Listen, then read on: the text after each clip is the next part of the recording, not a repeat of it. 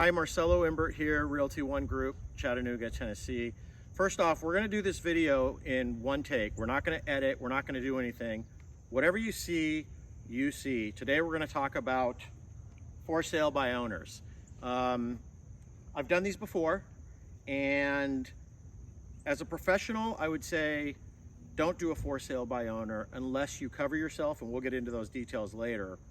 But I will also give you an example of using a realtor and doing a for sale by owner. Obviously, variables are always going to change, but you'll have to decide for yourself whether you want to take on that task or not. So stick with me, and we're here at my new listing, no longer for sale by owner, and stick with me and we'll go over the details. Peace. Okay, and because I'm doing this in one take, I forgot to mention, I will explain later how I ended up in these crutches. It's ugly, it's gruesome, and I'm going to give you a sound bit of advice. Peace. All right, here we go. Yeah! Ah! Yes!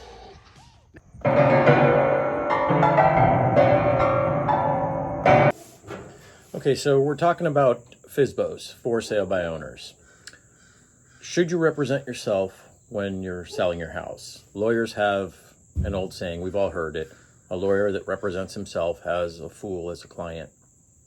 Perhaps a bit extreme, but while I don't know any lawyers that have represented themselves, I do know some people that have represented themselves in selling their house.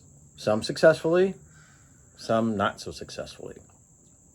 Let's take a look at why. Now let's be real, an overwhelming amount of FSBOs or for sale by owners are poorly marketed. The pictures, if there are any, are just poor quality pictures. The description of the house is awful, to put it kindly, and a majority of the time the house is drastically overpriced.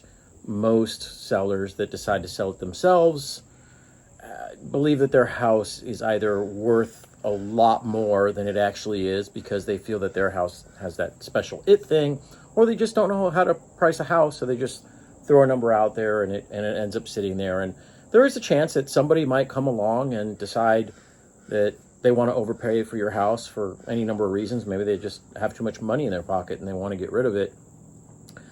More often than not, though, that's not the case. I know everybody wants the most they can get for their house. We all want that, right? But I mean, I want to be 6'3" and the starting shortstop for the New York Yankees. And let's be real, neither of those things are going to happen. Money in their pocket, right? Whatever. If you're doing a FSBO and you're able to get it done without a realtor, bravo to you. I applaud you 100%. I say make as much money as you can while you can. The question I get asked is, would I, as a real estate professional, represent myself? And the answer to that question is yes and no. I've done both. When we sold our cabin, I represented myself and my wife, and I had an agent that brought me a buyer. So I went ahead and paid that agent 2.5%. No one works for free on my watch, especially if they're going to bring me value, protect us all litigiously, and bring value to not only the buyer, but bring value to myself as well. So there are 2 times that I hired an agent to represent us. And the short answer is, as to why I did this, it's simple: to protect my family, myself, from lawsuits. That's it. Delving deeper into why we went ahead and hired a real estate professional is, by doing so, I've eliminated myself from the equation. There is no he said, she said factor. The realtor that I hired spoke on my behalf, so there's no confusions, no misunderstanding, no emotional factors on my part. And that leads me to reason number 2. Like, truthfully, I cannot remove myself from that transaction.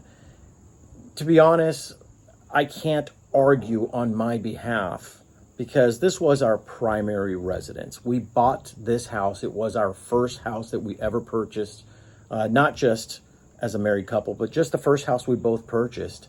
And we spent a lot of money, a lot of time updating it, making it ours, making it personal. We built tremendous memories with our kids, with our friends. It was impossible for me not to be biased. Therefore, I hired an agent. I realized I'm giving away some of that commission, but at the same time, I might be saving myself a lot of money too. And thirdly is I didn't want to cost my family money, either coming in or going out. Most of us hire financial professionals to help us manage and grow our money. The biggest purchase that we've personally made is that house. And it's no different than hiring a professional to help us manage and grow our money. We just hired a professional to help us sell our house and to get us the most money out of our house while protecting us as well. Now, on the real estate side, I once did show a FSBO, a for sale by owner. My client was willing to pay my commission, so there was no harm, no foul in me showing that house. He ended up passing on that house, but the owner did reach out, and truthfully, he was not a fan of real estate agents, which is why he, decided to sell it himself. But he wanted some advice, and I'm a nice guy. I love helping people.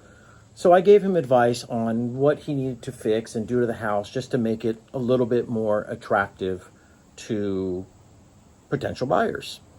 And he thanked me for my time and my advice, and he eventually reached back out, and I told him, look, this is the value that I can bring to you if you decided to hire me. And the number one thing, as I told him, is, look, we have to pay that buying agent a commission. We do. They're not going to work for free. No one is. Him being a businessman himself and owning his own business, he knew that. He knew no one was going to work for free. He would never work for free.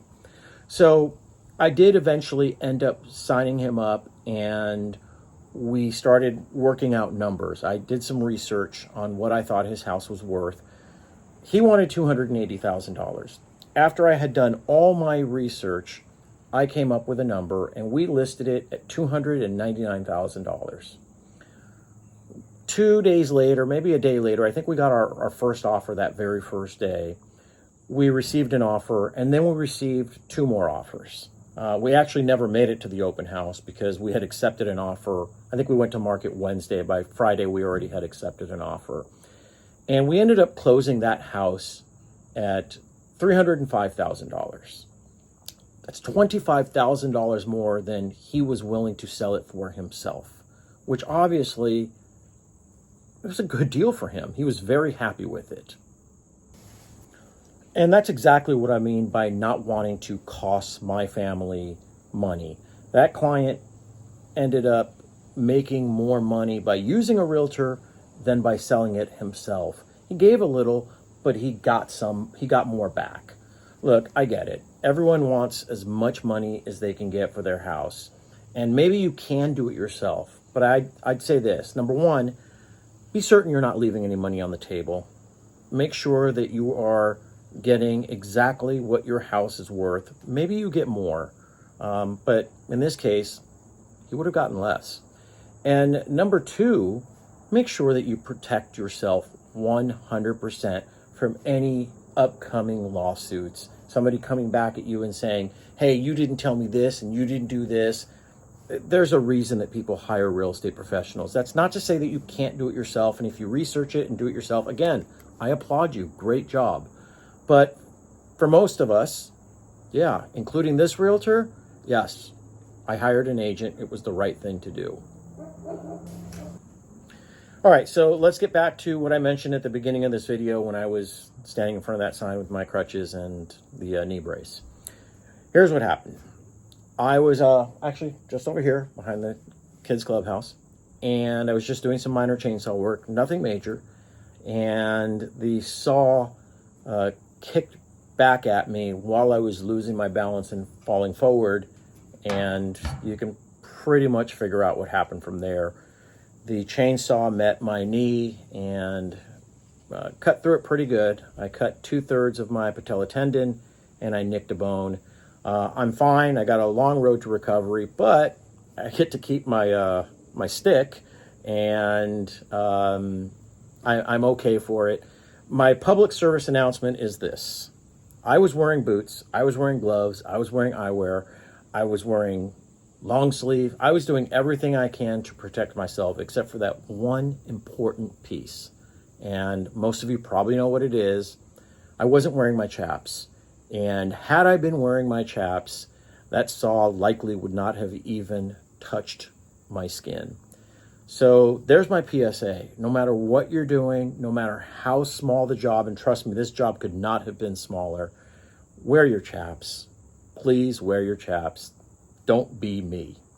If you have any questions, real estate related or maybe safety chainsaw related, reach out to me, Marcelo Imbert, Realty One Group, Chattanooga, Tennessee, 310-936-3010. Find me on Instagram, go to my website, call me, email me. Peace.